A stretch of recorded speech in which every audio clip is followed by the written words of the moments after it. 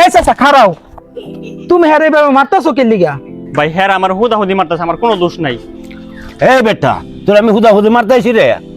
দিন নাই রাত নাই, 24 ঘন্টার মধ্যে 1টা ঘন্টাও কারেন্ট থাকে না।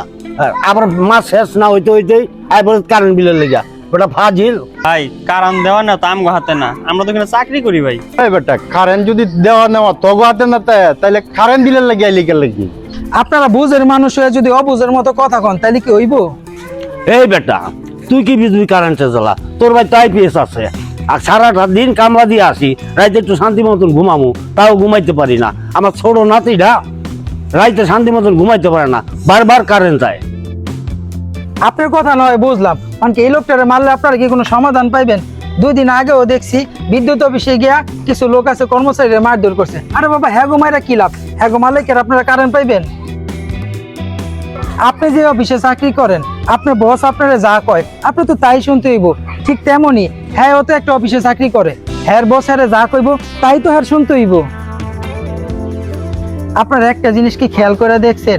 যখন শীতকাল আহে তখন কিন্তু লোডশেডিং হয় কম, আর যখন গরমকাল আহে তখন কিন্তু লোডশেডিং বেশি হয়, কারণ যান্ত্রিক সমস্যার কারণে লোডশেডিংটা একটু বেশি করে হয়। এই যে হারা যে কারেন্টটা যে নেয়, এতে কিন্তু হ্যাঁ লাভ হয় না বেশি। যত বেশি কারেন্ট দিব হ্যাঁ অত বেশি লাভ হইব। আমরা অযথা না বুঝা হ্যাঁ দোষ দিয়া হ্যাঁ রেগাইলাই। এই যে আমরা যে না বুঝা এই লোকগুলা রে লাড়ি দিয়ে মারতে আহি, অযথা বকাবকি করি, একটাবার কি ভাইবা দেখছেন যে এই লোকগুলার জায়গায় আপনাকে ভাই ভাইস্তারাও তো থাকতে পারতো? তখন কি পারতেন লাড়ি লো এরকম মারতে আইতে? এই যে কারেন্টটা যে যায়, এটা কিন্তু আপনি আমি একা ভোগ করি না। এই কষ্ট কিন্তু সবাই ভোগ করে। এই যে লোকটা বিদ্যুৎ অফিসে চাকরি করে, হের বাড়ি যাই দেখছে কারেন্ট আছে নাকি নাই। এমন যদি হইতো যে হের বাড়িতে কারেন্ট আছে কিন্তু আমগো কারো বাড়িতে কারেন্ট নাই, তাইলে আমরা সবাই মিলে না হয় এর প্রতিবাদ করতাম।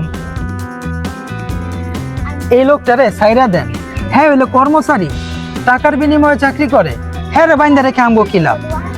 এই জামাত, ওই যে হারমানটা খুইলা দে।